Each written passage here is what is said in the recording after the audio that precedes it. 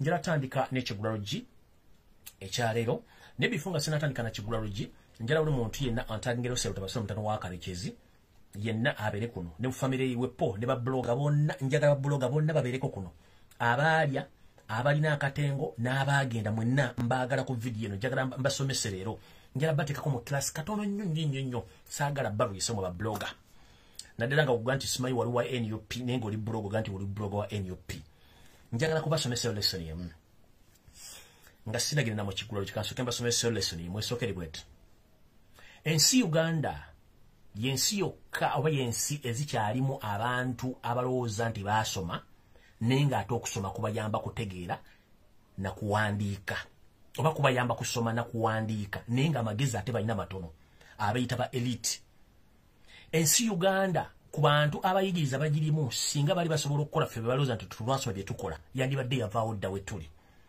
kati gwali eyo nga golooza nti ebigambo by'oyogera bigenda kuzza Uganda gw'ojagala oli ku kikyamu okwogera amazima kye kisinga obukulu esi okugitegeeza kye kigenda maaso mu Uganda bw'oneefuula ng'afukaana abantu gonna mazzi eggwanga mugenda diteeka mu ddubi mukitegedde kyenjagala obbagambo benna bwefuna ti muli babuloga oba babuloga abaati abaali abakola ki ekyo mukola kikyamu amazima tulina okugogera nti mazima ate ensimbi tena gye tutwala ate guno omulimu gwandibadde guli babuloga mwenna bali mu diaspora mulabyeko enkyukakyuka mawanga ago era gye muli mufuna ssente nga temutuyanye na nnyo tebakubuuza mannya go kiki wasoma bakubuuza maanyi go na budde bw'osobola kubeera ku mulimu mwalibadde mukubirira nnyo enjiri ensi ekyuke ddaani ate okulya obusente bw'omusajja ono temuna gye bugenda batwala okitegeera kubanga olunaku gye lunaakomekkereza era balina okuzza mu Uganda bagenda kuziika mu nfuufu era abantu bagenda kubonaabona so bana babloga bali bwabakyali ku social media batonono please mbegayiridde mutunuleko gye mulina okuva ate mulyoke mugende mu maaso kati ntandise n'ekigulalogi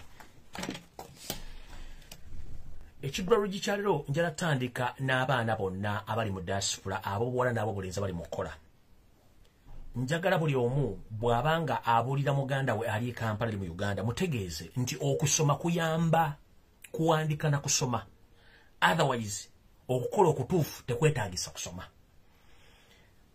maze ennaku nnya nga sikola video nga nina kye neetegeeza ku social media kuno not because mbadde siriwo mbadde wendi naye nga ndaba ngoberera buli kimu nze gomulaba siri mwangu muntu wakumala gategebwa bunyeebwa n'onkwasa si kyangu naye sa ku mweso manyi okwalika manyi mpiki kizensitula mu mweso n'enjokanjalika simala gayoola mpiki nga tezigenda kwalika olwo Luganda lukusifu abatamanyi kuwesa mweso tosobola kumala gasitula mpiki mweso n'ogera bajja kusalira bwere bajja kusala enkanga nga tutegedde kati nze omu ku bo naye sa ku mweso manyi katego ky'omuntu kayinza okutega n'okagwamu kati zino ennaku ennya ze mbadde nga siriiwo mbadde ntunula social media ne mutunula ne mwetegereza nga wait a bit kye kigenda maaso naye mbyetegereza ng'ebigambo bitambula bingi nnyo bidde no bidde eri naye nga sinatandika kigulalogi oba kankitandikire ddala mwana muwala mwana mulenzi ali mu diaspora yonna sigenda kwawula mu nsi njala kugamba nti mu reality oba mazima matuufu wonna w'oli w'olabira ebijja bitambula ng'entulege abantu bangi balina zi degree balina zi diploma batambula ku nguudo z'e Kampala tebalina mirimu si lwakuba nti baagala lwankola ya gavumenti enfu kati goba afuna omukisa n'olinnya ennyonyi n'ojja n'okola oba oli mu kiyumba oba olabirira bakadde oba ovuga mmotoka oba okola mu restaurant naye ng'oli mu diaspora oyingiza big up era beera mugumu nnyo abantu abali e Kampala abavuma nti simanyi muli bakadama munaaza bakadde muvuga mmotoka mukola mu restaurant let me remind you one thing mu mwaka gumu ogula ploti n'ozimba oyo akuvuma nti okola bwakadama oba oyoza bakadde kijja mutwalira emyaka 20 okugula ploti okuzimba kati omuntu ng'oyo tomalirako budde nti akuvumbi busimanyi kadama simanyi onaaza bakadde simanyi olabira bakadde simanyi ovuga tulakita simanyi ovuga lolo okola mu restaurant twakumalira budde e Kampala on average nabagamba omukozi asookerwako afuna emitwalo 18 ku 3 gw'omwezi ofuna miliyoni plus ate mu abali mu diaspora eri wala nnyo mu America mu UK mufuna miliyoni eziwere 10 omwezi kati temuleekana n'abali mu bavuma kubanga kyakuvumira takimanyi gw'omwaka osobola okugula ploti 5 ye tasobola kugula de ekijiko ky'ettaka kati otakulumya mutwe naye ng'alina digulu gwe atalina digulu wazimbadde olina ennyumba z'abapangisa olina ettaka olina buli kimu olabirira abaana olabirira famire yo kati abantu nga bwe tebadi kudiscouraginga mbu kubanga abasoma balina diguli Diguli zikuyamba kubeera nazo ng'olina kunoonya mirimu, bantu bakyanoonya mirimu. Kati gwavuma omuntu w'omu diaspora njala kugamba sente eggwanga lya mu Uganda ziriyingiza ebitundu 45 ku buli 100 ziva mu diaspora. Era Uganda mwesinga okufuna exchange rate. Ng'ogyeko eby'obusuubuzi kuba tewakyali bya busuubuzi. Kati njala baga abaana wale baana balenzi tebaako omuntu addamu okumanyira bwe simanyi oli sekadaama, simanyi oli kadaama, simanyi ekyo bagezaako nnyo badiscreding naye nga naakudiscreding atasobola kugula ploti mu mwaka nga gwosobola ogigula. Kitegeeza osinga n'omusirikale wa poliisi ali mu office eyeetolola. Kitegeeza osinga n'omusirikale akole, osinga n'omusirikale wa UPDF, osinga wa SFC, osinga omusawo ali emulago, osinga buli kimu. Kati omuntu akuvuma tuli mu diaspora simanyi oli kadaama, simanyi oli sekadaama, oyo tomuwa makulu kubanga obwongo bwe bunafu. Omuzungu we yamuteeka we yamuleka teyakyusa bwongo. Omuzungu we yasomesa omuddugavu yamugamba nti ojja kubeera mu office toyiyayo kintu kirala. Kati gwe nolowooza nti bw'ensoma empapula zigenda kuwa omulimu so still kikuze nti olina okweyiza ng'omuntu otandika okukola omulimu ogugwo gw'olina okukola ng'omuntu. Wekuga nti okusoma kuyamba kuwandiika na kusoma so si magezi ga mbuzaale. Abasajja basinga obungi mu Kampala balina bizinesi era bakozesa bonna tebaasoma. Ebulaya bakubuuza kimulinnya lyo time gy'ogenda okukola naki ky'osobola sina kindi bakikusomeseza ku mulimu. Tebaagala degrees okubanga degrees e Uganda nobody knows those degrees nobody knows those degrees in abroad. Tewayagala kumanya degrees osome wasoma kindi bakuzayo n'osoma afresh tebaagala kumanya. Kati mwabali osome tina degree twasoma sime tuli Uganda eyo no sense omuntu ali mu diaspora ali better far than you. Mulekera okuvuma abaana bali mu biyumba. Mulekera okuvuma abaana bakola wa security. Mulekera okuvuma abantu abali mu US abali mu Canada abali nga bakola emirimu gye bakubanga sere zaafuna tosobola zifuna. Oli myaka 10 wasoma oli mu office ya gambende politique kulemi ogula. Oli myaka 10 otambula tofunanga do mulimu kyoko ina diguli mu 7 ina diguli mu 6. Kiba tekijja kikuyamba so muve ku bantu bali mu diaspora ekisooka. Mu muzungu bwe yabasomesa okuva mu nursery mpaka ku university. Mwalowooza nti emirimu gigenda kwekolawo mwina kwetandikirawo. Mu Bulaaya emirimu gyonna omuntu agikola okusinzira ku bwetaavu bwe nga tayagadde nti wayina ebitabo. Y'ensonga lwaki tuva gye tuvudde ne tujja ne tufuna emirimu wano. Tuwandibadde tetugifuna olw'ensonga tolibadde tuli bannansi. Naye natali munnansi afuna omulimu anytime aba agwagalidde natali munnansi. Kijagala obbagamba. So tebaddamu bamanyiira. Nti oli akuvuma musimanyaako degree no. Muli better than those who are in Uganda holding degrees nga temulina degree n'obwogirina.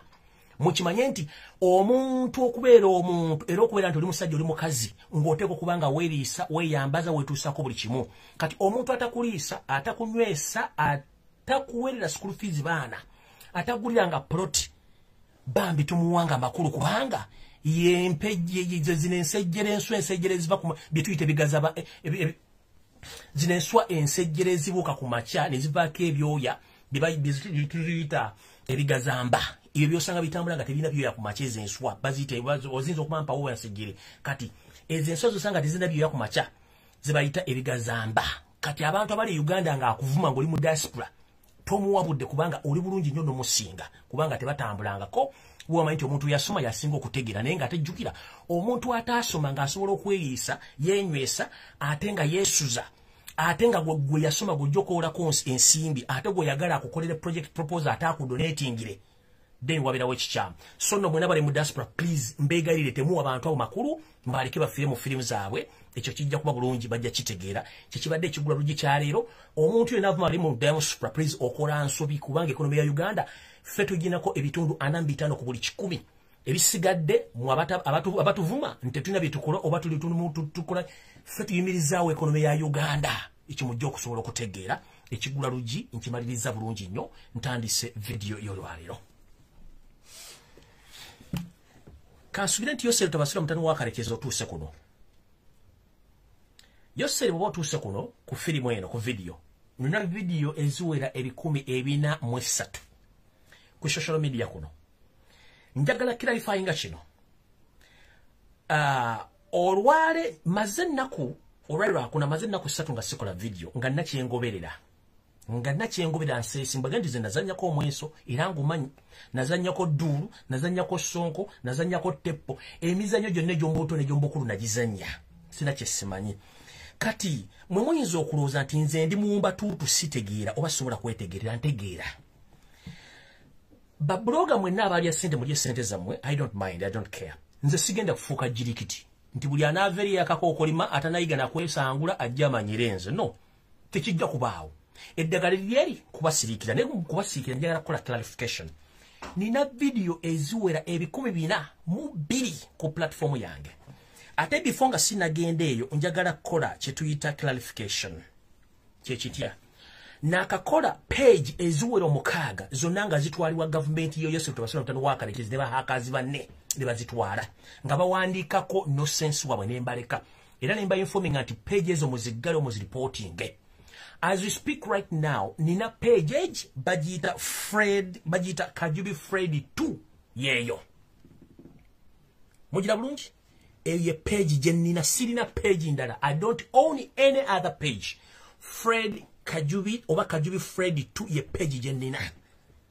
Ne account yange original buli omu jamanyi era jandabirako.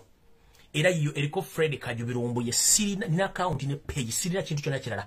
So ekintu kyona kyemusanga ba postinze ku page ngirika amanja agagefananiza aganga we sinze. Nina page ne account yemu. Page bana basajja batwalanga page zange baziwandika account no sense. Ere bawandiseko this week mu abirabye. Ezo page sizange state yenyini ekikola bakikola batya. Ebbanga lyamaze mu struggle ono mbuusiza abantu bangi no ku exposing Museveni to the fullest. Whereby chimunyiziza ne family ne babbiba nabwe which ntize gwe mulimo gwandita mu struggle. I don't care. Kati mwe mwade mulowooza nti nze ndi musiru nnyo okusirika zino ennaku ennya nga nsirisi nabadde ndaba. Nafuna intel nga mwagala kunteeka mu trick ey'okugamba nti mbikeyo sero tabasira mutane wakalekezi nti mufu. Nenkimanya I knew it nekitegeera nensirika. Bwe nsirika ne muluza nti ndi mufu. Era ndoza ba followers bange basinga obibadde bangabye bambuuza ne mbasirikira mbezi bagati I'm still investigating that news. Nchaga nonyerezako n'ensirika. Kati bonna bazze embuzi, ente, enkoko, ebiyenje, embata, kalooli zonna n'endiga zizze muzagala kulumba nze. N'obuuza musajja gw'olumba yakoze eki? Kati njala bagamba ekigambo kimu. Nze mwagamba nabika Ssaabasajja Kabaka Magulu Nnyondo. Ne mbagamba abawagizi b'enkulu balina miliyoni 3 baziteeka omulete video ngambika Kabaka video yabalema. The same applies today. Njagala omuntu omukulu ategeera ina amagezi alete video ngambika Yusuf tabasira mutano wakalekezi kubanga mbalaze account yange mbalaze gundi yange mbalaze page yange yiyo eriko Kajubi Fred 2 bwe kuli konti nabise Museveni oba nakoze video mugirete mugiteeke ka simple as that. Ekizibu ekiriwo nti muwoza propaganda ne propaganda temumanyi Museveni yasinga okukola propaganda mu nsi. Museveni yasinga okukola diversion mu nsi. Museveni yasinga obutiitizi mu nsi. Ekintu ekimugumya kubanga ayina emmundu ebisigale byonna takyasobola. Kati bana basajja okumanya ate bayaye nnyo bwe basanga bannaabo abayataaga obusente nga buli kiseera balooza nti ensi egulwa sente kwe kubakozesa ebintu balina okukola ebibaswaza. Kati njala bagamba mwenna miliyoni 3 weziri mu cash bafollowers bange bazina nze nawo miliyoni nga 2 njazibaterako. Aleta video ngambika Museveni gite ku social media. Nve ku social media. Museveni kikulumanyiza okuva ku social media. Please, oli mukulembeze wa ggwanga oyina each and everything in your hand. Please broadcast that video on NTV, NBS, BBS, ne UBC nankubika. Ebyozo olwalo noyogera mbusimanyi you are going to tell your security organs okunoonyereza ani yabise oba okunoonyereza mbaje bakwate yabise. Your main target was me and you were talking to me, you were addressing me. But me, I don't fear you. The day will be dead, I will announce you dead. But right now, I can't announce you dead because I'm still doing investigations. So if you prove to me that it's me who announced you dead, please produce that video. Later video jite kumutimbagana tulumbuye yambise. Look for other things to do. People are yearning for food, there is no food. People are yearning for water, there is no water. Lockdown is killing people. Their business are going down. Mulia muza sime COVID-19 block. Musta abantu bagende bakola simpas data manje mugateka mukuba na Uganda bayina okufuna services. Not me. I'm just an video. Ochitegera.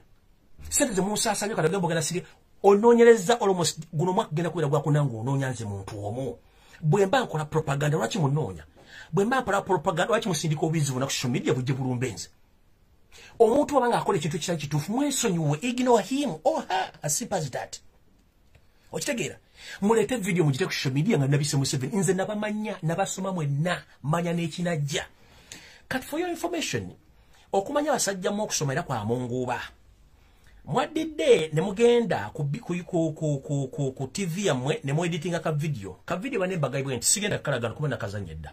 1 Museveni gwengo omuntu oba joli batoliyo I'm less concerned kubanga your time is up budde bugenze kuba manyi kuno kwoli oba kuba batoliyo ko simanyi obudde bugenze mutadde ka video UBC ke doctorinze nga video ina background is satu mu professional editing ebera era 2 gestures tezikwatagana bigambo 3 olwalire enkuba etonyi yatandise sawa 3 neko makutta neddamu ku mukaaga mu background n'abantu abadde tewali muntu yena abadde ne umbrella for your information tewabadde n'abadde umbrella kati mugenda kulimba batera abantu video badde currently whatsoever it is nze sigenda kufai but the main reason is to attack me munfudde jirikiti buli embwe nefa mujja jiretera nzi please ebisijja bigumikiriza okujjako basirikiriza kyengenda okukola naye gwawulira nti nze nkola propaganda bise Museveni twata video de ku social media abantu bagenda kuwa bilioni 3 weziri wano ekizibu kya mwina temwagala information efuluma ate nga information eno fuluma eno gye bayita social media reloaded tetwetaagamu edit mu bikola edit omusajja wiki nambo yambala saati yemu n'empale yemu ne mask yemu kye kyatuukawo oyambalanga mutabani wobbala mu kiki esaati yemu on the several occasions empale yemu ne mask. What happened? Time is coming abantu bagenda kumanya amazima what is taking place in Uganda bagenda chimanya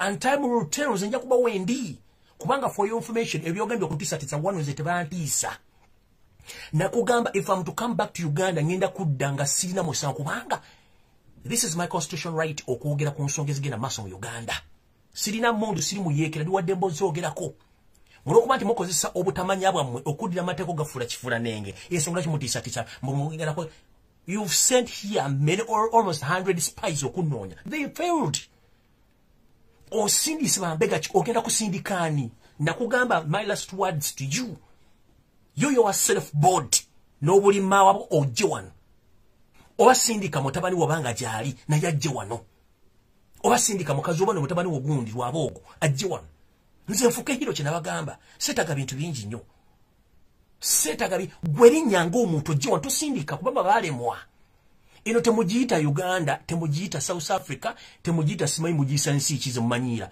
this is a different country but on the same planet yembuzabuza abantu okutiisa nze timujja kuntiisa musemengera kusindika nsirike mbolo nsirike ne mukusavega gwanga lyange gosubira buli muntu wena asobola okugwa so ebyo sigenda kuddamu kuntiisa nja kubulira gwanga mazima wegali mujja video ngankubika bobo girina nve ku social media ngankubika ngende Museveni yafudde. But the truth is, ntandise bwete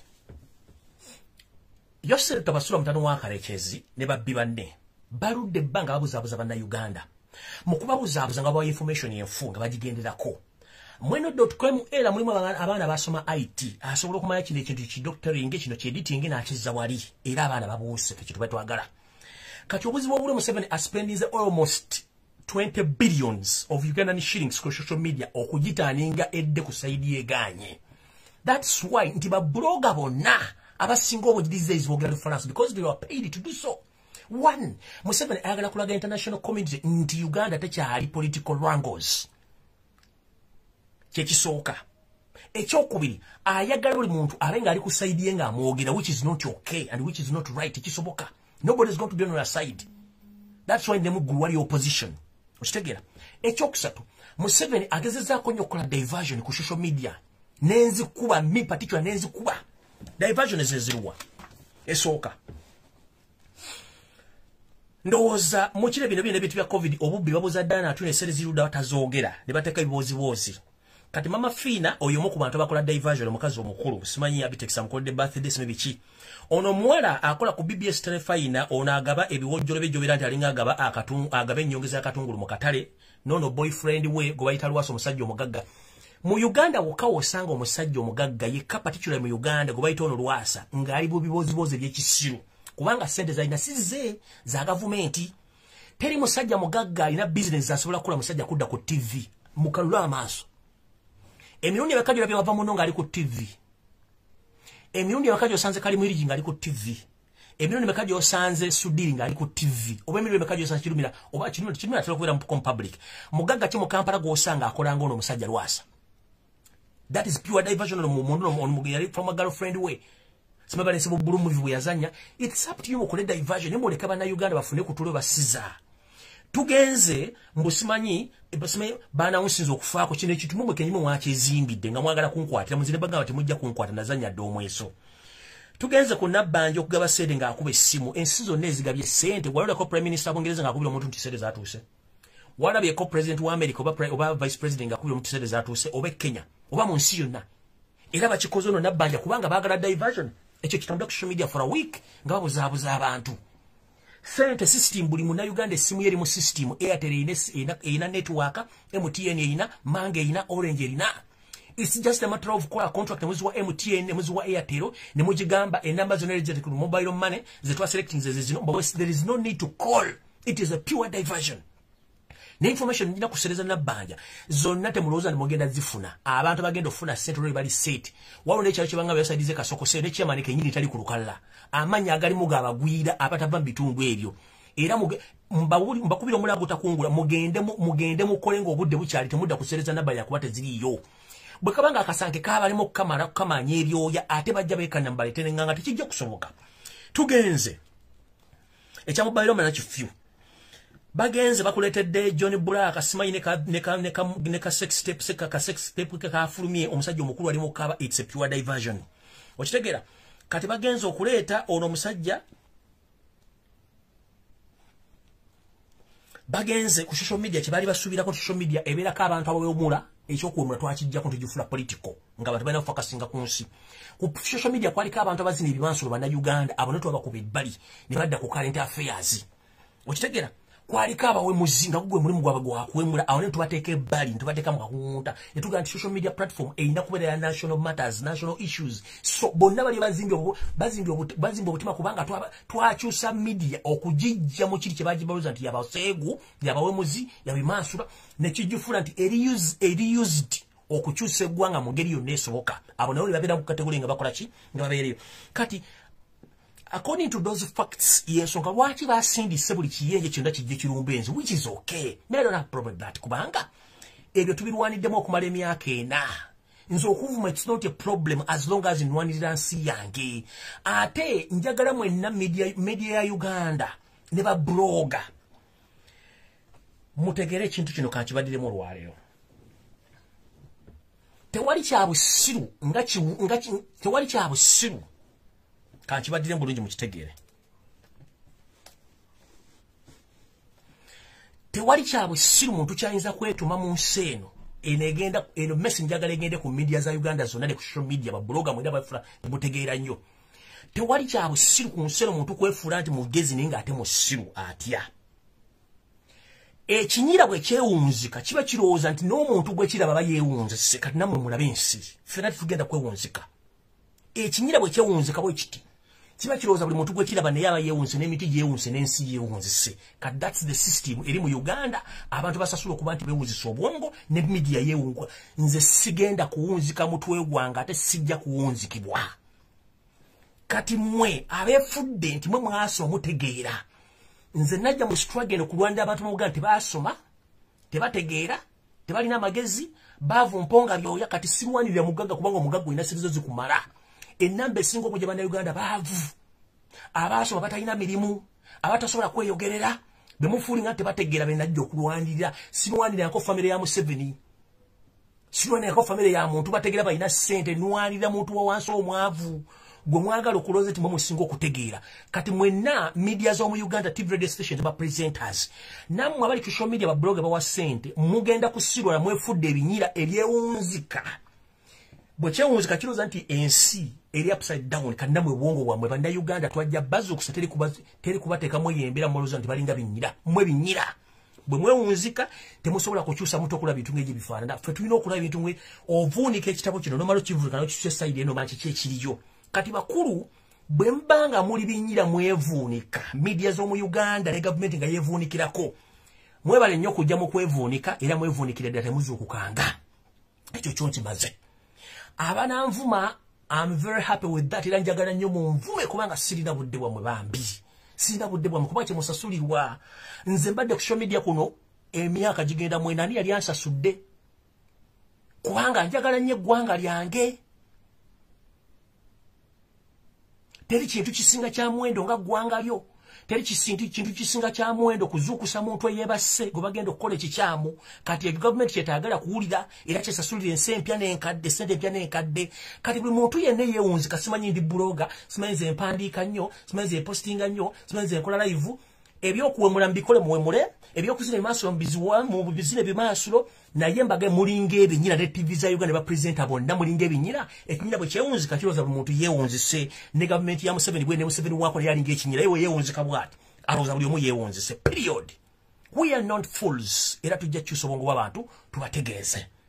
Kati buli kinyira kyonna ekyewunzise ku media ffe tetugenda kwewunzikirako. Tetugenda kwewunzikirako.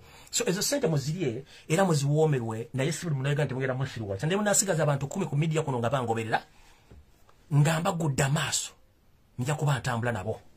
Kati ngenze maaso.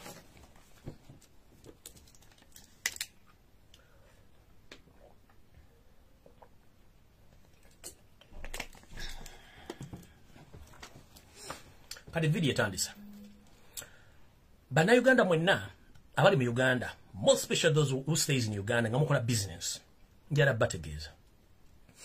Waliwo ekyama ekikusike kye mutamanyi. Temusuubira nti eno lockdown ekoma kuzinina kwa ndamu ebbiri egenda maaso. Ndoza mwalabe minisita w'ebyensimbi ng'agamba nti economy ekola bubi kubanga tebannatuusa muwendo gw'abantu bukadde 2 kubagenda. Banaweza obukadde 20 bajja kujjawo lockdown ate ne economy ejja kudda. Kitegeeza nti bano abantu mission yaabwe yakubaavuwaza intentionally nga mulowooza muli mu lockdown si bwe kiri. Baagala baavuwaza okutta bizinesi zammwe, okutta buli kimu, ate basibire waka nga temusobola kulya. Tunajjukira nti omuntu yekka asobola okwebeezaawo ye muntu abadde akola naye kati temukyasobola kukola. Kiki ekiddako? Ngenda bagamba bwe nti nga mbagamba bulijjo nti muyengera endala gye muyinza okufunamu ensimbi mugikole mangu obudde bukyali. Bizinesi ziri musooke muzeesonyiwe. Kubanga bano abasajja ekintu kyabwe kiwanvu nnyo temujja kitegeera. Ekisooka tebalina nsimbi. Ekyokubiri balina batagetinga. Era kye batagetinga mwana wa Nambi. Naddala abantu bonna abawangalira mu Uganda, abawangira mu Buganda wakati. So njagala mwe supporting mukyuse entegeera yammwe mudde ku bintu ebira. Otherwise munagala mugenda konsera ko kintu ne senza nabbanja bakuwadde emitwalo 10 ona family y'abantu 10 gy'oliisa emitwalo 10 tenegenda kukola. Kitegeeza munaku 40 ojja kwata sobola kubeera na sente zino musituke mugende mukole emirimu emirala oba musituke mweddize eggwanga lyammwe muve mu bintu by'ekisiru kubanga sente zonna ze baba bana basajja bazibba. Luli babaga nti sente ze bafuna mu COVID yeziri teziriyo. Bazibba bazimba mu akeedi zaabwe. Ekyo tebakulya era mutegeere bulungi statement mugobere statement ba ministers bakola tezikwatagana. Wa health ayogera kiki? Wa finance ayogera kiki? Museveni ayogera kiki? Buli omu ayogera kiki? So no mutegeere ekigenda maaso mu Uganda nti ebigenda maaso mu Uganda byonna byakifuula nnenge era ng'empale za Museveni bwe ziri. Kati ngenze ku ntalo eziri ku social media. Nze sirina lutalo na muntu kyekisookera ddala era ndi bulungi nnyo. Njolo kobaza mwenna banvumye mubale nnyo mubalire ddala mugende maaso kubanga binnyumira nze. Nali simenti ndi musiru. Bali dawe nali simenti ndi musiru.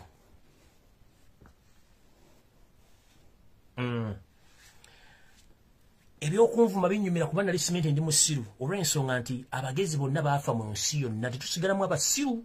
Ate abasiru tubanga tukola omulimu abantu ne tubabuusa kitegeeza tulina omugaso. Kati njolo kobaza mwenna banvumye ndi musiru ndi biki neeyanziza munnange. Kuba omuntu okutegeeza nti gundi oli musiru aba akuyambe n'omanya nti oli musiru. Otherwise bw'okugamba nti oli mugezi tojja kwenonyeza lwaki ndi mugezi. Kati bw'ovuma ndi musiru njala kubaza mwebale nnyo mubalire ddala ate mweyongere bangi nnyo. Gavumenti yasindise bangi nnyo mweyongere mugende ku TV muvume ku social media muvume. Naye nze mu kino nfunamu ki mu kunvuma? 1 nfunamu okutegeera endowooza y'abantu abamu kyekisooka. Ekyokubiri nfunamu okutegeera enkola ya gavumenti. Ekyokusatu nfunamu okutegeera nti okusoma kuyamba kuwandiika na kusoma. Naye batolina amagezi osigala oli musiru. Ekyokuna mumpromotinga indirectly nga simanyi. Kubanga nze naku page emu. Ne bwe buli mpita ku page ndanga banvuma asoma erinnya Lumbuye kitegeeza mbeera happy nnyo omuba promoting omusiru.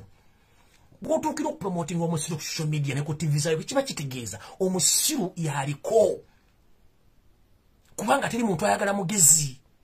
Okitegeera oyo mugezi nyo sijja musola ne that means bwemba nga mu promoting omusiru mbe yaziza nyo mu bali ddala era ndowooza singa kibadde kisooka lumu yanpadde namba y'essimu ne muterako ssente z'oku promoting omusiru n'ayogera kubanga muganda wange si tewali gwe bazaala nga musiru tebyagenda mu ssomero kusoma busiru buli mwana asoma kuyita na kufuna amagezi naye bwabanga omuntu mugende nti musiru tategeera alinga ebisolo bino ABCD kino kizibu mbeebaza nnyo mwongere bwe kiba kisoboka buli ne State House mugigambe ekola live evumenze nkyetaaga nnyo nkyetaaga nnyo kubanga muganda categorical omuntu ganti oli musiru ngate gobadde omayo oli mugezi olina okusooka okwenoonya busiru kikale yasi kimu kati naye sinamanya okujja nga mbudde kirasi mweni mbusiru oba mbuwumba tuutu then awo nja kutegeera nazi pa now I appreciate mwe balinyi balire ddala obusiru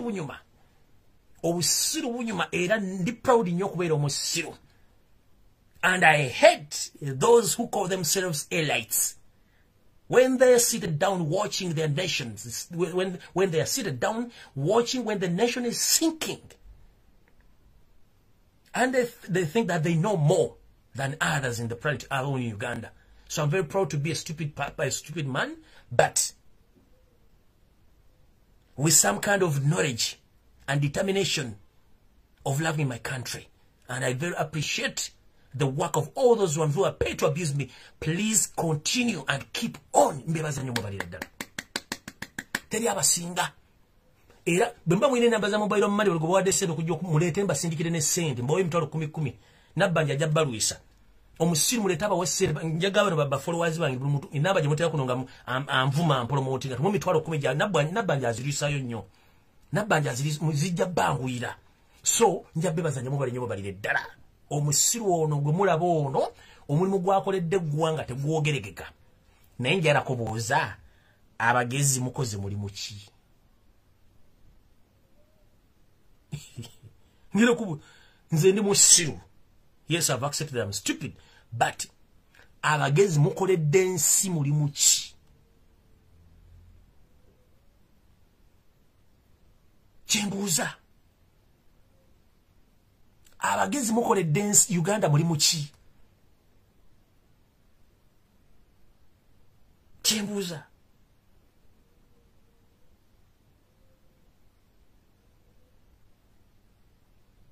the more you abuse me, the more you promote me free of charge.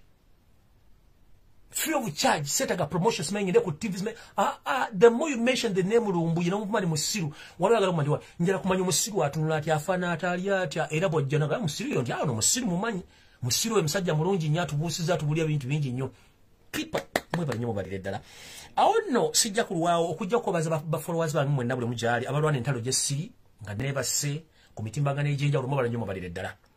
Temujjanga okwo mukama bakuume atakumira mpeera mwe bali nnyo mpozi olwalo nabadde siru akujja naye ekintu ekyandeese ng'abantu bange bembadde nzijanjaba mu Uganda bakyalinamu effect y'okuba nti bakyawuliramuko obukosefu ate nga tulina omusawo waffe gwe twawano ku page yaffe kuno asobola okutubulira ensonga zino tuzigusa bulungi so omusawo oyo njala muyita mu dakiika ntono nnyo atubulira ensonga zino tuziguse tulabe engeri tugenda zitambuza mu lw'ensonga nti njala mukwata olupapula n'ekkalaamu omusawo lwe batusomesa muwulire ebintu bino era njagala okwebaza nnyo mwenna bannayuganda basobodde okuwona okusinziira nga musinziira ku page yange eno ku YouTube ku mitimbagano ejinja gye batwala video zange zino njagala mukitegere bulungi nnyo nti nze omulimu gwenkola ng'omusiru gwakubabuusa na kubategeeza ate ne nkolimira nnyo abagezi abalina diguli abaasoma nga bakola useless ebintu bya useless idiots kati ffe abasiru bwe tuba nga ffe tusigadde mu nsi nga tugezaako kulwanyisa abagezi kitegeeza bannaye basiru bannange bakubiddeko omungalo mwe bali nnyo mwe baliri ddala kubanga bano baali baagala kitwala ku mutindo omulala naye nga teffe twagala kitwala ku muliki ku mutindo omulala so mwe bali nnyo mwe baliri kubanga mukola ensonga zino n'okuba nti buli omu yeekuumira gy'alina okubeera era buli omu yessemu ekitiibwa era mukole nnyo omuntu yena avuma omuntu ali mu diaspora oyo abeera muntu mukyamu nnyo era nze njagala nnyo abalabe nga kuba mbayigirako ebintu bingi nnyo omanyi omulabe wo osooka n'omuyiga obunafu bwe amaanyi ge entegeera ye n'ekikolwa kyayinza okutuusa bwomala okukimanya ekyo nogamba ono gwe baleese nedda kikibulamu kati bwe nasoma gavumenti ya Yosef Tabasira mutani wa Kalekezi n'enkola yaayo nagamba kibulamu eno si gavumenti bano abasajja bajja ababbi ba bandit buli kimba kitwala for granted bakola ebinajja baga nti sere bazibye mugenda kukola kinagenda yeyo Uganda omusajja najja nakola eddagala lya senyiga 19 amajene gamuwamba ye Uganda n'omulamule gufa mu naku 2 milioni 10 ye Uganda Ostegera so kati bananze njala baga banaye temutya ensolo ku kizigo kweri buli ayina video gyagamba nti nakola ekintu gundi emilioni 3 gyeziri abantu bazitaddeyo dda buli azagala zirete buli azagala zirete ayagala sente zoleta video ngambika yo sekto basyo ntano wakalekezi ate neno message njagala egende mwenna eri abantu abawagira ekibiina kya National Unity Platform nti sibuli lububi lwa buugi ntebera mpolwe mundu obuugi babutokota sibuli muntu akutukako okugamba ekintu kyagamba kituufu abantu bangi babawubiza mu mpubya ekike kya waggulu jukira buli muntu ayina endowooza ye ng'omuntu endowooza ye eno bwe bugagga bwo bw'obanga oli mwavu nga n'endowooza yo ntono era ojja sigala ng'oli mwavu bw'obanga endowooza yo ngazi era nga otegeera bulungi osobola okwesalirawo ogaggawala mangu okusigala ng'oli mwavu kisinzira ku ndowooza yo n'entegeerayo kanjala bagamba ebigambo byonna ebyogerwa ku kibiina kya National Unity Platform simanyi tekirina structure kya simanyi tekikola babyogera dda mu ntandikwa kati oli waba akizizza mmanya nti oyo dofi bw'azaala mu dofi bazaala fidodido kati tosuubira ndowooza fidodido kuba yanjawulo nnyo ku dofi bw'awasa dofi bazaala fidodido kati osuubira nti fidodido agenda kubeera wanjawulo nnyo ku zino dofi ebbiri era agenda sigala nga yoyo kati abantu amu balekere babeere eyo fe tugende mu maaso nga tukola ebyaffe bitwala mu maaso otherwise njala kuyita omusawo ono atuwe ki ekiddako okusinza ku ddagala lyatuwa luli tugende mu maaso tumalirize ensonga zino naye nga nze njala bagamba nti ensonga zino nga bwe ziri nze siina gwe ntya era Museveni byeyogedde musimanyi musawo otuuse nnyabo hello Wantiso. Tuli live mame nse kulinze okubawa ekiddako sample yali esigadde. Banange. Banange abatuuliriza musibya mutano mwena gye muli mujje baleje mutuusaako engalo kitalo nnyo ekyabaddu ba Allah abatuvudde ku maaso naye buli omu alina okukimanya nti nno ewa Allah gye twava era gye tugenda okudda ne tumwebaza Katonda olw'okuba nga akyatuwadde obulamu ffe abali ku live eno akyatuwadde obulamu tukyassa ate ne tumusaba abatuva ku maaso abasonyiwe byabasobako era ne twongera omusaba Mukama Katonda waffe nti bwe tuba tukunyiiza tukusaba otusonyiwe mwebale nnyo mwebagire ddala okwekumira ku mukutu guno kakati nzize lwa bintu biringa bisatu mwami Kajubindo zazija kwenda kikanga 3 to 5 minutes okay kakati ekisokera ddala nsooka okubebaza olw'okubanga mwagoberera amateeka g'eri eddagala lye twabagamba ne mubeera nga mulikozesa ekyamazima amatuufu kiri nti nfunye essimu nnyingi nnyo nga zineebaza endala nga zigamba watugula amaaso we didn't know what to do but at least twaliko we tutandikira naye kakati ekintu ekisingirayo ddala obukulu abantu kye bankubira essimu bangamba musawo eddagala twalikozesa twawona naye tulina ekintu ekiri mu bulago wano ekiringa ekkovu ekintu ekyo tukikole tutya that means abantu baawona naye ne basigala nga balina ekintu ekibakolokota mu bulago so that's one of the reasons why I'm back tubeere nga tulaba ekintu ekyo ekikolokota mu bulago tukijjawo kitya ekisookera ddala twagamba nti tugenda kwejanjaba munnejjanjaba eya layisi ennyo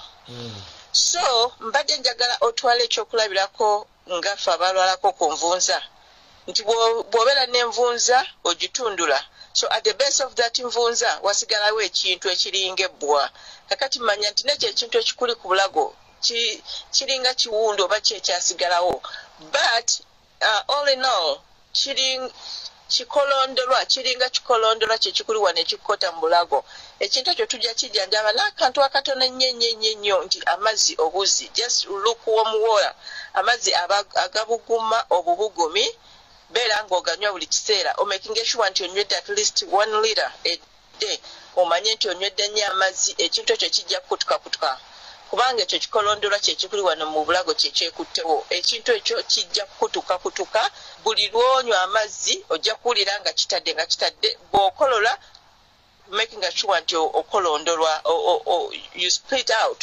kiwandule tokimira kiwandule buli lwokolola kiwandule kijja kugwawo after some time eyo treatment number 1 treatment number 2 olina okubeera ng'onuuna nnyo lozenges kitwale nga sweet pepsi simanyi ddagala ddala erigwa mu kategole ya sweet pepsi eriri e Uganda naye bwe nabeera nga Uganda walinga ekintu kye bayita strepsils ezo nnungi nnyo zikozesa zijja kugogola kino ekintu ekiri ku bulago first of all you have to drink a lot of water nywa nnyo amazzi mangi nnyo ekintu wane kiri ekyo mu bulago kisobole okuta kati ozeeko treatment eyokubiri beera ng'onuuna sweet pepsi oba ekintu ekigwa mu family ya sweet pepsi strepsils n'eddagala lyonna lyesimanyi bulungi lyonuuna okuba obunungi nga sweet pepsi kijja kuba nga kiwona ekyokusatu tujja kunywa eddagala lye bayita doxycycline ekyo ndoza nja doxycycline nja kukiwa mukulu Fred abeere ng'akiteeka ku page doxycycline for ng'okwekuumisa omuzungu akiyita prophylaxis omuntu obonye naye waliwo akantu k'oyagala ate kaggweremu ddala kakati tujja kumira doxycycline 100 milligrams emirundi 2 for 14 days ekyo nja kiwandikira Mwami Lumbuye akibeere nga akibateerako so eyo treatment y'ekintu ekyo ekikuli mu bulago akantu konna akasigalirayo konna ka bacteria konna akasigalayo this doxycycline ajja kubeera nga akajjamu akakasuka ebweru then obeere ng'owona nfunye essimu eziwerako nga bambuuza ekintu ekibakolokota mu bulago ekintu ekyokubiri essimu gye nfunye ze zibadde abantu mujjukire twagamba nti buli muntu alina okubeera ne charcoal tablets kati charcoal tablets ezo active charcoal tablets abasinga bazigula naye baŋŋamba nti baddukana nnyo that's a very very good sign the more you shit out the more olubuto lwe luba nga lusika toxins out of your body system wobeera ng'omuntu obadde olina toxins mu mubiri gwo n'omira ezo charcoal tablets n'obeera ng'ofuluma nnyo is good kubanga nabagamba nti charcoal tablets zisika obutwa oba toxins oba impurities mu lubuto lwo ne bitagenda ku affectinga kibumba n'obeera nga obifuluma in form of okuddukana oba ogenda mu manju ne weeyamba so bw'obanga ofunye sayini ey'okuddukana is a good thing tonywa ddagala erina kulekerezaawo okuddukana antidiarrheals tomira just kyoba olina okukola nywa nnyo amazzi obeere nga tobeera dehydrated oba togwamu mazzi nywa nnyo amazzi kola ddalozi owuwo ow'ekiganda jjukira edda ofumba amazzi agookya n'otekamu akagiko kamunyo kamu ogwa sukaali 8 period n'onywa ebyo ojja kubeera ng'ofuna electrolytes ennungi ng'okozeseza ebintu ebyo twagamba tugenda kwejjanjaba in a very simple cheap way so bw'owulira ng'oddukanye nnyo amaanyi gagenda gakugwamu weekolere ddalozi owuwo fumba amazzi akagiko kamu akamunnyo obugiko 8 obwa sukaali onywe ojja kuba nga ofuna amaanyi mu mubiri bw'oba oddukanye nnyo naye bw'oba ng'oddukanye it's a very good thing ne tugenda ku ekintu ekyokusatu twagamba nti abantu abalwadde covid nabagamba nti almost every single person in Uganda abasinga like 90% bafunye ssenyiga 19 so nabagamba nti omuntu bw'oba ofunye ssenyiga 19 omubiri gwo gwennyini gwekolera abasirikale abakukuuma mu mubiri omuzungu kyayita antibodies. Kati bw'obeera ng'omaze okulwala ssenyiga 19 omubiri gwo tegujja kuddamu kulwala ssenyiga 19 akuyise bubi kubanga olina abasirikale bo abajja in form of immunoglobulin abigenda okulwanyisa immune system yo ebigenda okuyingira ku immune system yo whereby nti ssenyiga 19 waba akuyingiriddemu guno omubiri gwa already gwakolera dda abasirikale bali ssenyiga 19 akawuka kali bwe kajja bano abasirikale bo bajja kabamu obutuli babeere nga bakalwanyisa whereby so temudduka nnyo kutya tugende batugeme kubanga kati ebintu bya Uganda nawulidde nti there's a question ddagala kiri babagemesa kati bubeere nga singa walwala ssenyiga 19 tofaayo nnyo beera nga oyina antibodies already mu ezirwanyisa ekirwadde ssenyiga 19 oyina antibodies so teweeralikirira nnyo mbu turash ogende bakugeme no kuba mala okubeera very sure nti eddagala lye bagenda okukuba lyeryo mpozi ekisembayo abantu bebagema ne bafuna blood clots okola otya okwetangira blood clots mu mubiri gwo ebyo nno bijja kubeera by'abadoctors bennyini ekintu ekisookera ddala bajja kukuba empiso bagiyita levonox ebeera mu milligrams waliwo 0.4 0.6 okusinziira nga dokita bw'anaaba akukebedde n'akulaba again mujjukire n'abagamba nti buli omu abeere ne family doctor we bw'omuba nga temuli suspicious about abantu ababajjanjaba mu referral hospitals get your own doctors kyemmanyi buli family eiteekwa okuba nga erinamu doctor oba mukwano gwa doctor nga mukwano gwa family mukozese abantu abo babakebera omusaayi bw'alaba nga otandise okufunamu enkenyera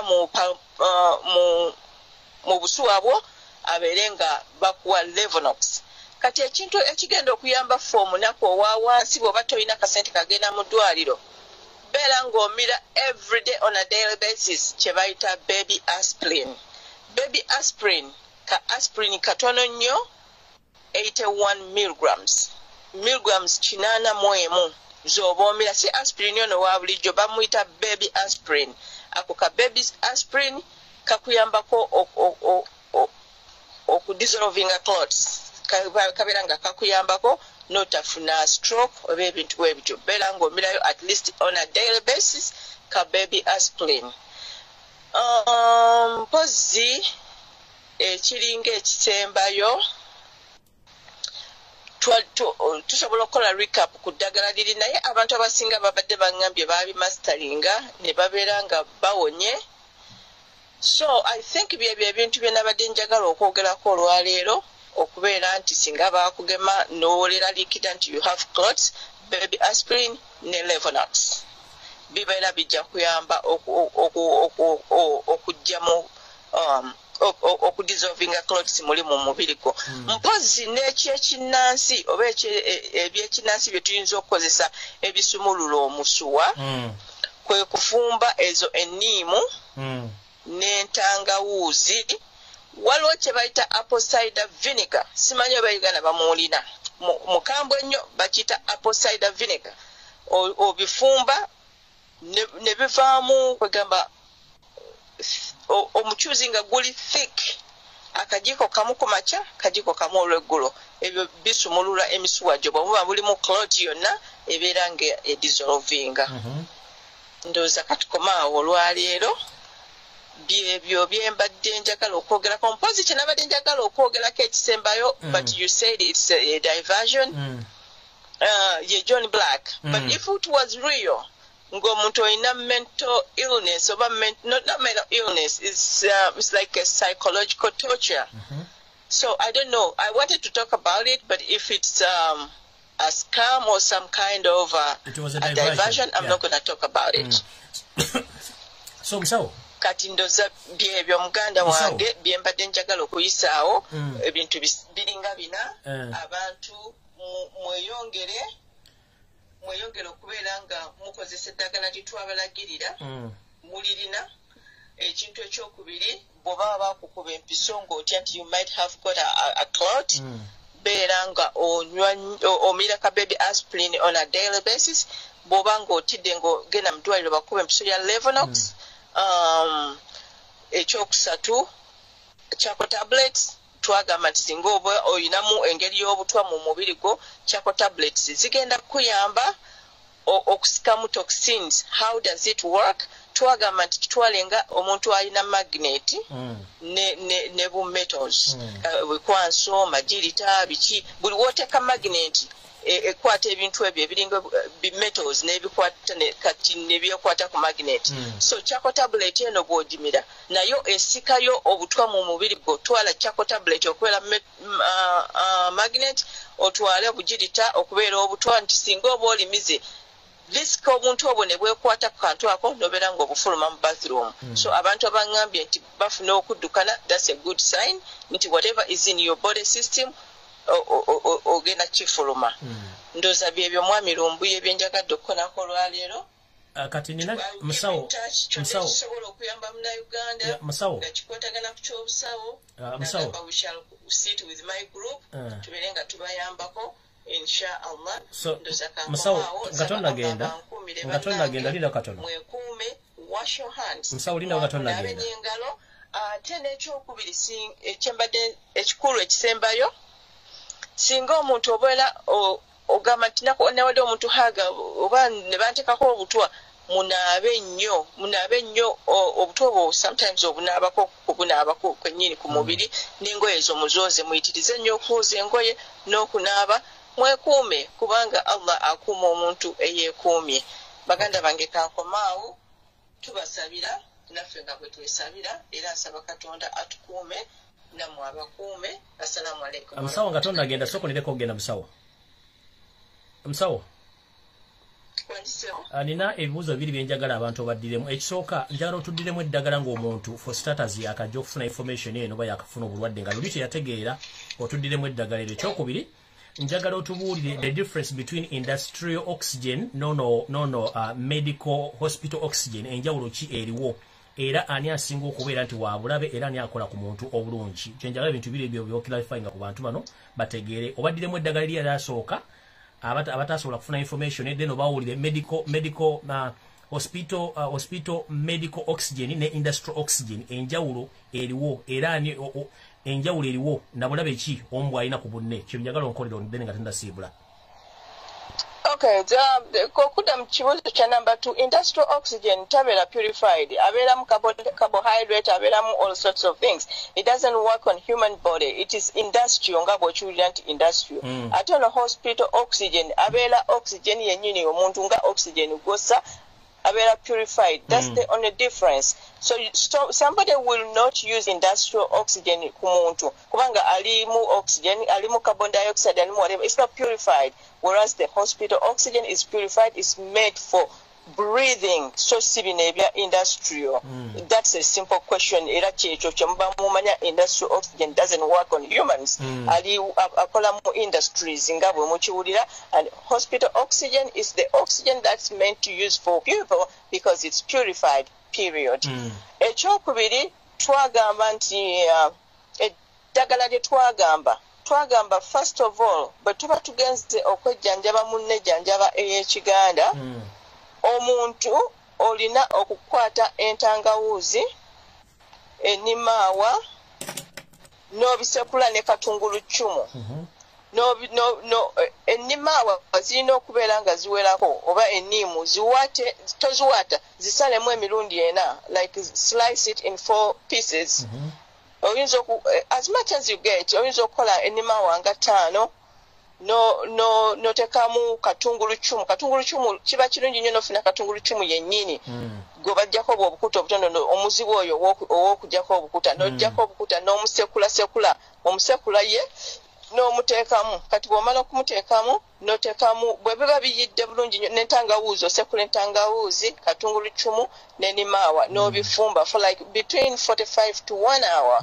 Kati bw'oba omaze okubifumba nga biyididde ddala bulungi n'oyiwamu omubisi gw'enjuki oyinza okuteekamu ebijiiko bya supu nga 3 mu ddagala lyeryo. You drink it lukewarm nga byokya 4 times a day. Nabagamba temutera nnyo okusuusa mirundi ena kubanga those things are acidic. Birina acid mungi nnyo. Kati acid oyo si mulungi nnyo ku lubuto lwo.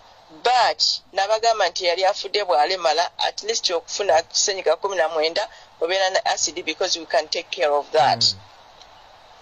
Kati nembagamba nti bwe eddagala ezzungu eliwonya senyiga 19 lye tukozesezza wano tubadde tukozesa as a supplementary azithromycin. Yeah. Bibabuulire ng'okwongeza ku Uganda.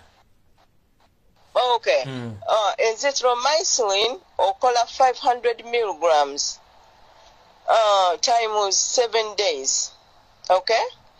Kati bw'oba owulira ng'okyalinamu enkenyanga ennaku 7 ziweddeyo osobola okwongerako for 3 more days ne making 10 days. Okay?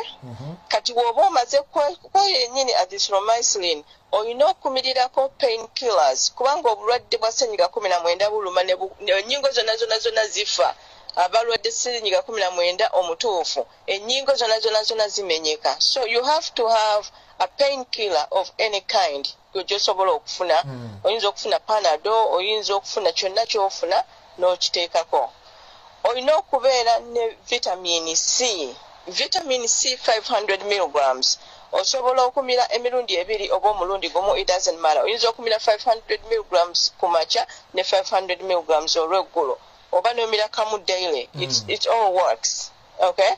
Olina okubeera ne any kind of mineral. So mineral esinga gye tukozesa wano zinc. Kati zinc oyo zinc Z-I-N-C. Zinc. Omira akaweke kamu daily. Ebyo bisatu olina okubeera nabyo mu nnyumba yo at whatsoever. N'omanya nti bino eno dose ogenda kugimirira ddala. Vitamin C you can continue as much as you can. Ne zinc osobola okumumira as much as you can. But zino antibiotics olina okuzimira for a certain period of time, which is like recommended not more than 10 days. Kibeera kirungi. But kati kulinda eddagala lye mbagambye n'oteekako eddagala ly'omusujja wano kye twakozesezza abadde hydrochloroquine oba chloroquine. Woba tusobodde kufuna chloroquine Uganda edda we naviirayo nga tuna chloroquine eyo gwe twabiranga n'atusiiwa n'owulira ng'ensanafu ezikuluma. Oyo abeera mulungi but jjukira nti Uganda nsi erwala omusujja nnyo. So tulina eddagala antimalarials nnyingi. Ku bino byenkuwadde oteeka okumirirako antimalaria. Omirirako eddagala ly'omusujja lyonna ly'ofunye. Naye nga bw'oba ofunye chloroquine oba hydrochloroquine kye kisingako obulungi. On top of these ones, kubanga ekifuba kiri tulina ekifuba. Akantu akatuli mu bulago twagamba nti obulwadde buno kirungi nnyo n'obukwata mu bulago nga tebunaba kukirira wansi mu mawuggwe. Kakati olina okumirirako eddagala ery'ekifuba. Nabagamba the best eddagala ly'ekifuba lye liriko akagambo decongestant akazibukula amawuggwe. But if you don't get any decongestant, eddagala lyonna ery'ekifuba ly'ofunye will be helpful. Kakati okwo ne mbagamba nti on top of that olina okubeera ng'onuuna lozenges buli kiseera. Lozenges zino ye sweet pepsi n'ebigwamu obeera olina okubinywa. Kakati bw'okola bino n'onywa nnyo chai omunywa like every 4 hours ng'onywa nnyo chai ayo kye twagamba nti akawuka kano ke kantu akangwe nnyo okujjanjaba but it's a very dangerous it's a very dangerous virus bw'obanga togitwistinze ahead of time. So byebyo ndooza bye twali twogeddeko akatonotono. Kati which type of antibiotics do these people can use? They can use azithromycin kubanga gyali ya Uganda. Oliwo batasobodde mufuna? Osobola okukozesa amoxicillin clave 800 double strengths ogamba double strengths kubanga waliwo 400 on 125 oba 800 ogamba amoxicillin double strength. Yes. Okay. Kale musawo tweyanziza nnyo. Kale bannange Mukama nsaba abakuume mwenna naffe atukuume tujja kiyitamu tewali kitagwa. Everything has a beginning and it has an end. Si bwe buno obulwadde obusoose okukwata abantu. Obulwadde bungi nnyo. Jjukira nze bwe nakulira Uganda eyo siriimu yajja mu myaka egyo mwena nga mukyali bato. Siriimu n'aluma abantu buli omu nga yeeraliikirira, but siriimu past. Oba okitegeera. Kati na buno obulwadde nabwo bujja kuyita. Mulabe nga kiringa ekitabaddeeyo mu nsi. But what you have to do, mwekwate nnyo ku Mukama Katonda nga omusaba ku makya n'olweggulo. Every time you get a chance, a minute, just pray. Osabe Mukama Katonda tewali kitagwa. Everything has a beginning and it has an end. So na bino bijja kuyita insha Allah. Amina. Tweyanza nnyo musawo, Mukama akutukumire. Amina. Wanabo bwetaavu obulala bwonna obw'abalwadde tujja kuyita oddemu otulekicere ng'otuwa information. Yeah, but do not forget to use doxycycline kwaba abantu abalina akantu ku bulago akakabakoota. Please use it. It's a very good medication after ng'omaze okuwona. N'ekyokubiri munywe nnyo amazzi. Naye amazzi temunywa ganyogoga, munywe mazzi ga buguma ga kisususu. Agatali ganyogoga. Ebyo bannange kansabe Abba atukume ffenna. Assalamu alaikum. Wa alaikum assalam.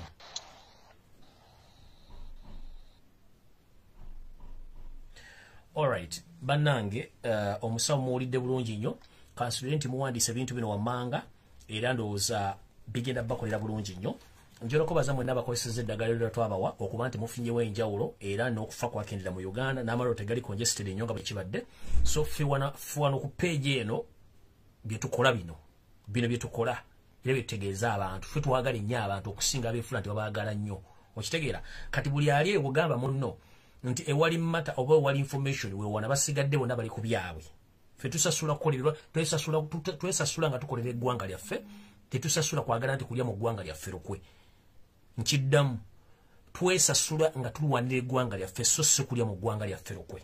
Obuzibu bwaffe si bwa ssente, kubanga ne bwe naafa tebagenda kunzika na ssente. Naye ate bwe naafa ensi ngirekedde ki kye bagenda okwogera ku nze, bagenda kwogerako ki? Eggwanga lyo likoledde ki? Kubanga sente tezimala, sente tezina kizikola. Era tumaliriza buli kimu okirese ng'okirekedde abantu ne mukulu kigwolese mabega abantu ko bagenda okujjuukirira. So ndo mwena bali eyo njala bategeeza eno video nga mujuddola mugisaasaanye buli mukutu etuukeko, buli muntu agiwulire, oba ogisera mu voice note ogisindikira omuntu wo asobola okulwa eddagala lino, asobola oddigula aligule yejjanjabe yekka, kubanga twakitegeddeko Uganda baagala nnyo emirambo okusinga abantu abalamu. Ani emirambo gimu tebagibawa, gimu tegiriimu. Ate ng'emirambo gya bbeeyi kati okusinga obulamu. So olubalembera nga n'embiro kw'otadde y'ensonga lwaki mbagambye nti buli muntu yenna weefeeko era weebereremu ng'omuntu. Bino bigenda ku social media ago mayenga agajja okujja gaveewo kubanga tugamanye. Mbagambye omuntu yenna alina video ng'ambika Yoseti bahapulota baisiro mutano wa Kalekezi agireete milioni 3 ba followers bange bagenda ziteekawo. Ne yakabaka nayo weesereza abalemera weziri muzireetaawo kadde ntulyoke twawule ekitagambaga wakati w'epera n'entula era tujja kwawulawo nze omusiru n'abagezi ani asinga. Era buli mugenda ku Facebook yo weeterewo nti omusiru asomesa abantu n'omugezi ayagala okutta abantu ani asinga. Mukitegedde bulungi. So kati ze ensonga zetugenda okubeeramu ebisigale tulina ebintu bingi nnyo ebyokukola. In fact enkya tomorrow is Friday.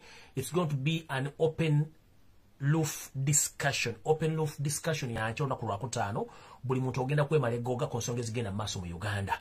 So buli omuntu bakulenkya weeteekerwa kuba masimu nkutte essimu ya musawo yokka.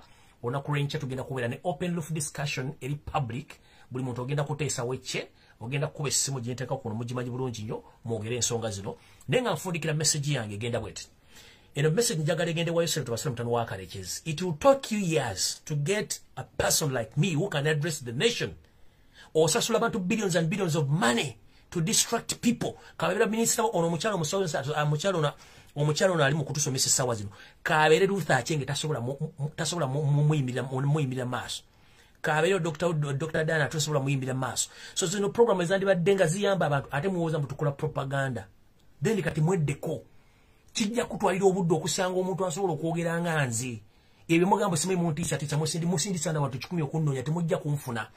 Ne munaabanga kizenze wendi mpaka ng'ensi yange ekyuse ate very soon nenga amazima gagenda kuvaayo. Just obudde butono nnyo mukiwemu obudde butono nnyo amazima gagenda kuvaayo. Zividiyo zange sidireyitinga zibeerayo. Sideyitinga video okugira nga babyenzibe amazima gabeerayo era gajja kuvaayo. Zino video zijja kuvaayo omusajja yatugamba nga kino nga kivudde nga wekiri wali. Omusajja yatugamba kino nga kivudde nga wekiri wali. Mwetegereze, muyiga okwetegereza ensonga zino. Temubuukira bintu soka wetegereza. Naye naddala n'okukala yentuufu gye ndina okulaba. Kyekino kituufu ekigenda mu maaso bwekiti baleme babuzaabuza kubanga ebyokubuzaabuza bingi. Naye ekituufu mujja kitegeera ng'obudde butuuse kiki kiri. So Museveni y'okutiisatiisa nze tebantiisatiisa by the way. Mu bantu b'otiisatiisa gwe oyagala to prove you wrong olinnyo gye wano. Nze tebantiisatiisa. Mbuso you go to denounce people who are in diaspora. Ordinary singer, you were foreigner, you were refugee in Uganda. Ate 47 Nancy. Nebija munana webiri. Bya myaka 16 katalebu eyajja obuzi tonaweza na myaka tonaweza de myaka kinana mu Uganda. Atote setisenze muzukulu wabatandika mu Uganda. Otegera bulungi. Sibyo kutiisatiisa bidda ku social media musimeetu genda kulagira security genda tutosobola. Kitu kisoboka. Ekintu kisoboka tolina mu category bw'osolana kubanga n'ebyenjogera biri proven webiri. Why do you care if I speak, if I tell people propaganda? Why do you care?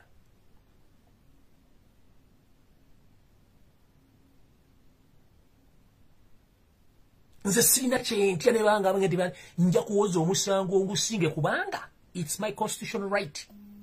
Byenjogera mbagambye siri mwabe muloza nti ndi mwabo. No. Siri kinyira ekyewunzika. Nekituna buli muntu enjira buli muntu yena yewunzise n'ensi yewunzize siri mwabo. Banga mundoza ne mu kategori ya blogger abewunzika. I don't. Ate no message njagala esembeyo.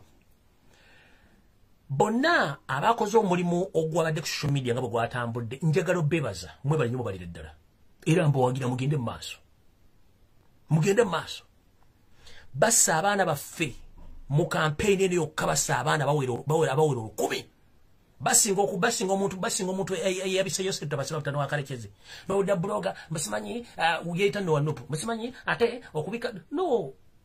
Abana bassa abanda Uganda banje ate okubika obisa omuntu ngeri yamubise. Buli muntu right okola kyayagala.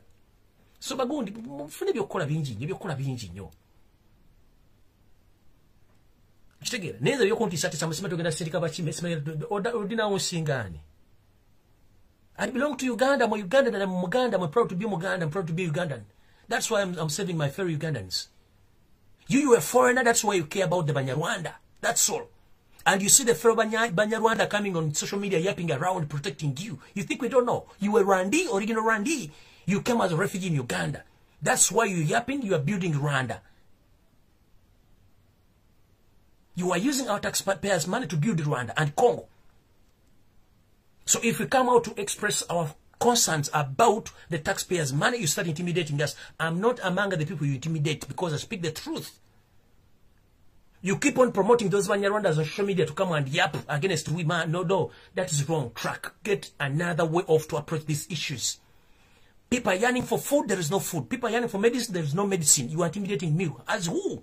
You are just a fellow human being like you. I'm a human being like you, but you are intimidating me. On which grounds? You are just a president. A president is just a mere suit anyone can put on any time. You are not God. Even people question God. What about you? People can question God. People they can question their parents. What about you?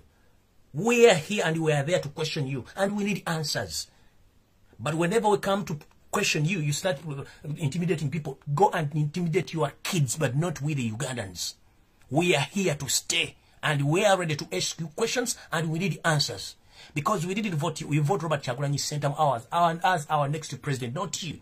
You are there illegally in Uganda and you are in the State House illegally. You are not supposed to be there. Don't dare again to intimidate me and intimidating all forces of change. Stop it. Stop it. Nze tontiisatiisa.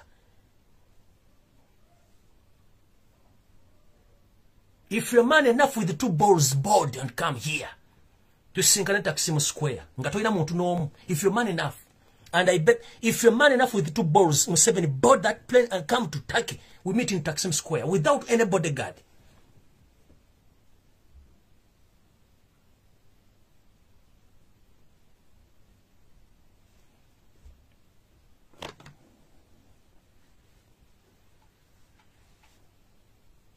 okulembeza essaati omuntu yina asobola ojjambala. There are professionals who are there to plan for that nation. You are just a supervisor, supervising on behalf of Ugandans, but you are in the wrong office, with the wrong people, in the wrong country, because you're a foreigner, you're a refugee. Ate nwana nabanene siruwa biyenje bino byokufuira ddumire biyenje bimyufu eva mu mukamo gwanya. No, gwe nwanyisa mmanyi kuba ali mu office mbocha. Museveni nsobola okutegekera Micho grounds ne twesanga gwe man to man twekuba. Gwe nkwagala ng'omuntu, gwe ng'omuntu. Ngojja kuno bwese self system ino omuntu nkwagala ng'omuntu physically, two people in one ring twejjewo.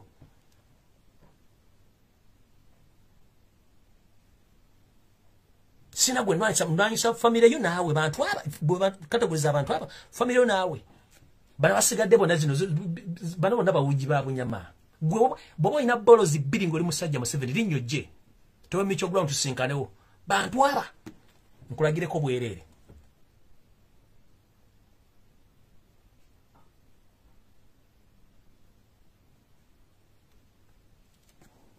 Atotisa sambu simayi tugenda mulu mbatu mate mulimu dinaunsi gino dinaunsi ng'ennyoko. Tuni ate tunasula ku malaalo. Buli mumu tisiza abantu bawadde sente si ekikulu.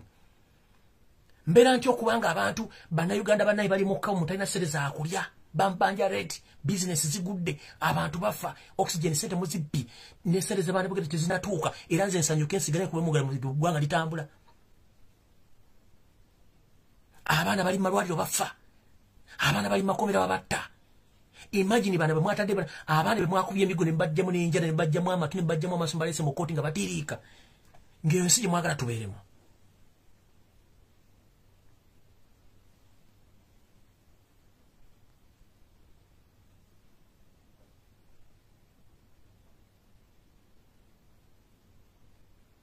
Ifana imuno sibirina. Nimbirabe ku NTV.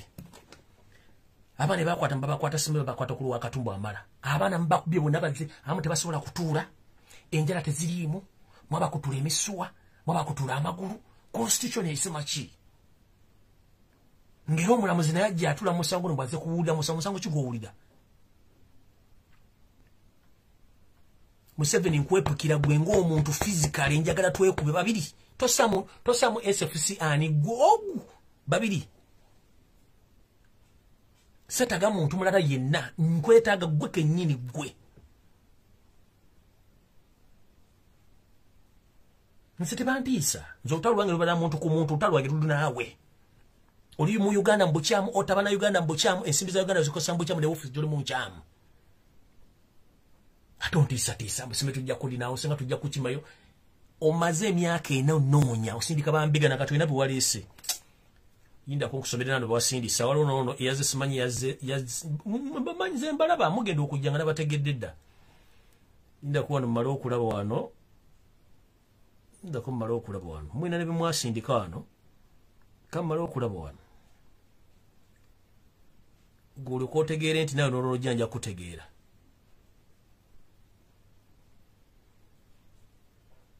Let me see one. The information you didn't know one. Abantu bamwe mwasindika ne bikojogo bya mmwe musindika bambega. Wano jja kujosirana yoto nacho yigenda kukolawo. Mwe namba manya abe mwagulya ticket 2 weeks back abajja wano. 1 week back ambajja wano. Information injirina wano. Let me check it. Information injirina wano linda ko mpozi nga najiba kwa ku video encha. Munajiwa ku video encha ndowooza. Njajiba ku video encha kubanga enzo kuba erimu archive ndala nga teri wano wende. Ndakomala okulaba wano. Banji wali yajjano ng'omulokole waali ava mu church ya Kayanja naye mumanyi waali. Waliwo n'omudaaki gwe mwasindika n'omusajja mukadde simanyi asasini. Kuliko n'omuwala munnayuganda gwe mwagulira tiketi amanya agaliko ga Kiganda amanya ga Kiganda naye ng'ate agasembe ga Kinyarwanda. Mwenna mbalaba kati muddaawo ozamba osindikano bambega osindika bambega kiwano. Nze nkwepikiranga ggwe jangu bana basigadde bonna totawaana. Abototaana buno bwana buto naawe. Tukuba balwadde oleta bajjanjabi. Tukuba balwadde oleta bajjanjabi. Ndako mmala okulaba wano. ebintu byembiina wano Museveni tukuba balwadde oleeta bajjanjabi information yange eriwo wano mane essimu eyagala kummanyinja maye buno obusimbu tukozesa obwa layisi nombukuka information ogenda ogijjayo ng'ate obudde bugenze kati onaye mutabani wo ono gwe wateeka mu gundi Ismail afuga Uganda atunda biwoowolo by'abantu one wuuyo wamusindika ano yava mu kyaki ya Kayanja wuuyo mbone yatuuka ano yajja kunoonya nze wuuyo yava mu kyaki ya Kayanja alowooza simumanyi simutegeera gwe kyoba otegeera omudaki gwe wasindika namutegeera yajja agenda kujja n'akawala akanyalwanda kalina amanya ga Kiganda details zisiziraba wano bannaye details zisiziraba lindako details zisiziraba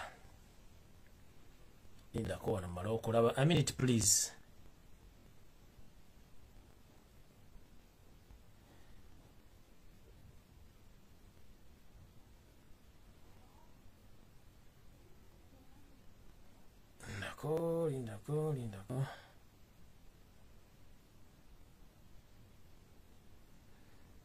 lindako mmala okulaba okay kamala okulaga kano okutegeera nti bwe mugenda osindikaano omuntu oyo mudaki gwe wasindikaano mulaba ne details ze ziizo mudaki ziizo ne visa mweri obwana osobola omulaba wuuyo tewamusindika oyo simanyi professional assassin tewamusindika neno air ticket yiino wano bwoza saazitegera nti mubasindika zizo air ticket mwazisindika balina kutuuka wano balina kutuuka wano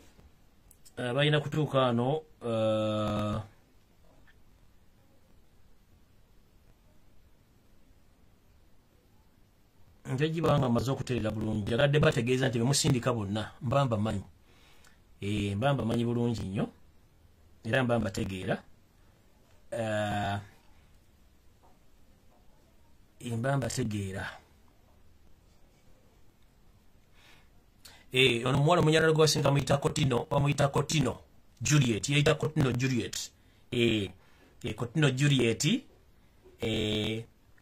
ne buloka waabwe yali bamuyita Olivia Clayman naye yaliko kuba buloka naye kwali kuba buloka bwe mwakozesa then mwabakotera ku taxi airlines mulooza tubasobola bategeera mmwe bino bintu bitegeera bulungi nnyo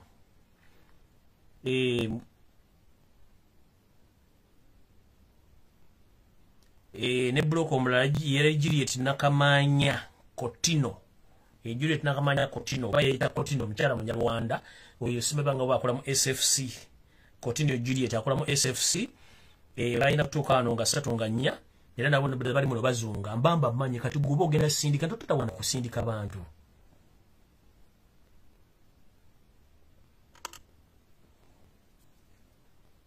totawana kusindika bantu byalinya bana esijja balwisa tusinkana ekyako open of discussion muganda wa mautusinaluna ko ekyako open discussion mukaba bakwenda takomera mpeera nze nsigadde ndi chemical ali mbagambye page nina edge bagita Kajubi Freddy 2 teri page ndala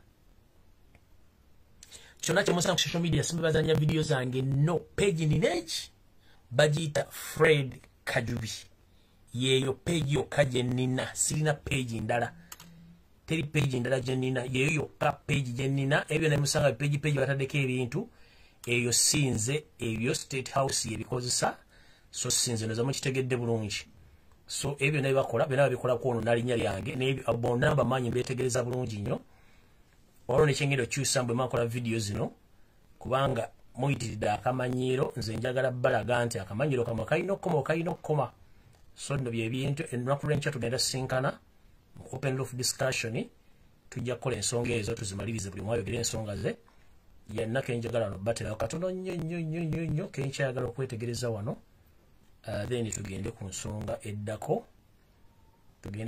eddako kaluwako nga tekajja kabuze kalazeewa